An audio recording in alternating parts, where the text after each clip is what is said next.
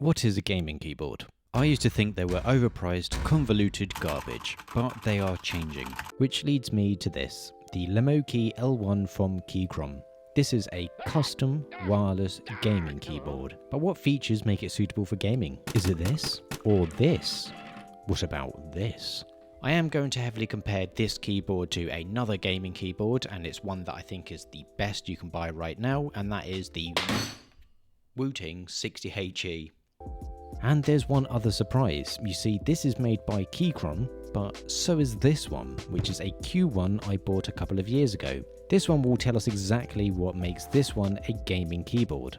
There was immediately a very noticeable feature as soon as I took it out of the box. It's really heavy. This thing could probably kill someone.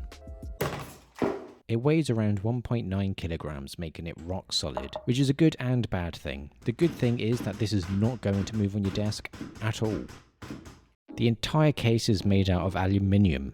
Aluminium, not aluminum. Which also has an impact on how it sounds when typing on it, which I will go through later. The downside to this chunkiness is that you don't really want to carry this around. From my experience as a professional gamer, yes, I really was. Don't believe me? I have a Wikipedia page, and I had hair. Oh god, is that all the money I earned? Those thousands of hours and days spent practicing, fine-tuning my skills to become just 1% better. All of that for $800 and my hair falling out. Having to travel to a LAN event with this big boy would have been tiring. The Wooting 60HE is a perfect weight, it's like 600 grams, and it even has a strap for easier transport. I guess my interpretation of a gaming keyboard can be a bit different to others, as I'm using my personal experience here, which includes going to LAN events. But if you're never going to leave your basement, then this doesn't really matter. But the weight of this keyboard does contribute to another key feature, and that is the quality. This keyboard is not built like the other gaming keyboards I reviewed on this channel. Most have been tray mounted. Here's a nifty little diagram that I didn't make that explains it, but basically the guts of the keyboard are screwed into the case, which can result in the keyboard being a bit stiff. The L1 uses a gasket mount, which has a significant impact on how it feels to type on. Basically, this means that the guts of the keyboard are kept in place using rubber stabilizers or other materials, providing a bit of cushion. Now, I always talk about how easy it is to clean and maintain a keyboard, because every so often you do need to get rid of those Dorito crumbs that are lying underneath your keycaps. And the L1 will require a bit of effort. Just blowing some compressed air inside isn't going to do a good enough job. You do get all the tools required to take this keyboard apart, thankfully. So you take out these 8 screws on the back, remove the scroller, and take the top case off. This way you'll get a good blowout and remove most of the foreign objects within. To do a more thorough clean for messier spills, it might be a bit complicated. There's a few cables that need to be disconnected for the roller on the top left and the battery cable as well. You'd only really need to do this for a deeper clean. I mean, I've had to do it once with my Keychron Q1 because I spilled coffee on it. And now for the sound test.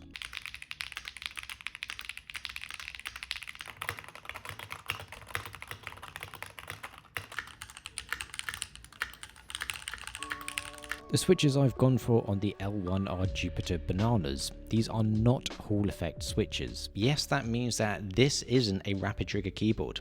Keychron are making one, but it isn't out yet. So this might have an impact on my recommendation later. What I can tell you though is that this is a lot better to type on than the Wooting 60HE. Again, I'm talking about the stock experience here. I know that I can customize the Wooting, but I'm comparing what you pay for right now. The feel of this keyboard to type on is so much better that it amplifies the issues with the 60HE, which isn't even a bad keyboard to type with, I might add. The L1 just makes the switches on the Wooting feel really scratchy. I haven't even brought up the extra features of the L1 yet. The lack of rapid trigger or adjustable actuation on this keyboard will make it less appealing than the other keyboards that do, but it is possibly offset by the benefits.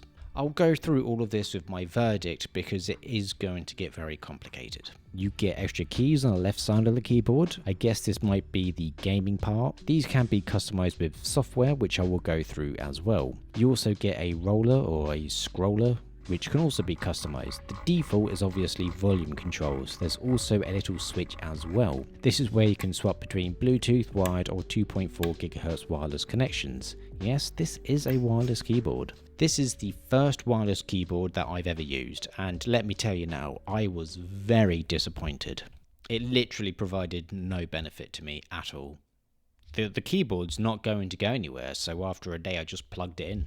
I couldn't think of a reason why I'd want the keyboard to be wireless. If you use a wireless keyboard constantly, then let me know. Now you might wonder what the battery life is on this keyboard.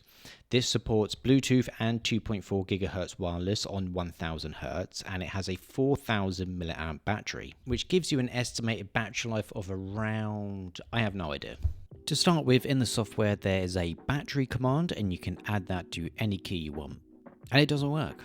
For some reason there is this custom 13 button that does show the battery. I don't know why this does, but battery doesn't. Secondly, the only battery life information Keychron provides is for Bluetooth and not 2.4 GHz. I still haven't gotten a clear answer from Keychron as to what the battery life is on 2.4 GHz wireless at 1000 Hz, so I can only assume that the battery life is between 10 minutes and infinite. This also leads me to the software. Now, software is always the part where the Wooting 60HE just clears every other keyboard, as it's by far the gold standard of keyboard software.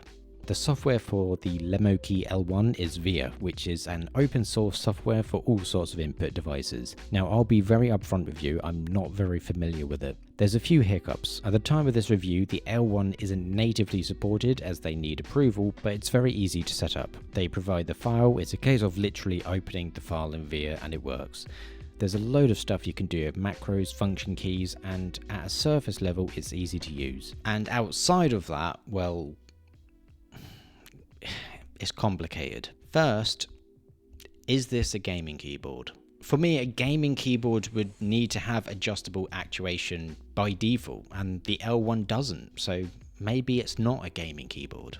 On their website, there isn't really anything on there that really presents this as a gaming keyboard. They do talk about a 1000 Hz polling rate on wired and wireless, but my Keychron Q1, which isn't a gaming keyboard, also has 1000 Hz on wired, and to me, wireless is pointless. Maybe the extra buttons on the side is a gaming feature, but I wouldn't say so, it's more of a productivity feature. There's a few oversights that I don't think are great. Things like Windows key, Alt Tab and Alt F4 locks are not there. I'd imagine you'd have to set them up in WARHURYEAH, but there's no clear way of doing that. I mean, the software does look powerful, but I just want to toggle on or off in the software. Here you have to read stuff, like they want you to learn how to use it. Do I look like someone that can read?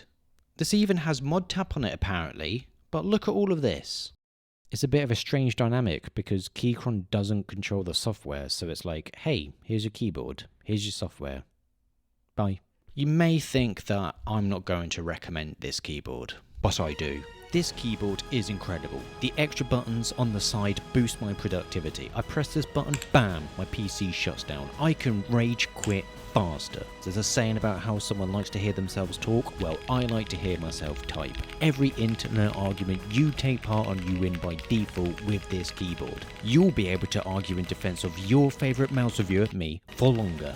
Need to explain to your boss why your performance has dropped? Close your eyes, start typing, the Lemokey L1 will do the rest. When I play games with the L1, I do fat finger buttons by mistake, but accidentally pressing jump mid-fight feels great with this keyboard. So what if you don't know what the battery life is? Just plug it in. Oh, but a minimalist desk setup is so important to you because you have no personality. Get over it, your wife and her boyfriend won't leave you over a cable. Using WARHURYEAH does make me feel stupid, but everything does, which is why I only read books with pictures in them.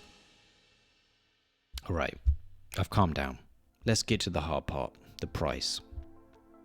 This costs $219 for the fully assembled version. I didn't pay for this, it was sent out to me. But my Keychron Q1 I did pay for and I still love it. But this is better. Yeah, it's expensive, but you're getting a keyboard that has incredible quality and feels amazing to type on. And all of this is straight out of the box. No waiting months for a certain PCB or top plate to drop. Will this replace my Wooting? I think it will. The ATHE is in production. Until I try that, I think this is an incredible keyboard that's worth buying. And I have no doubt that you'd feel the same way if you bought the Lemokey L1. It really is an incredible keyboard that you can use to play games with. If you're really wanting a Hall effect keyboard, well, there's a review of one on screen now.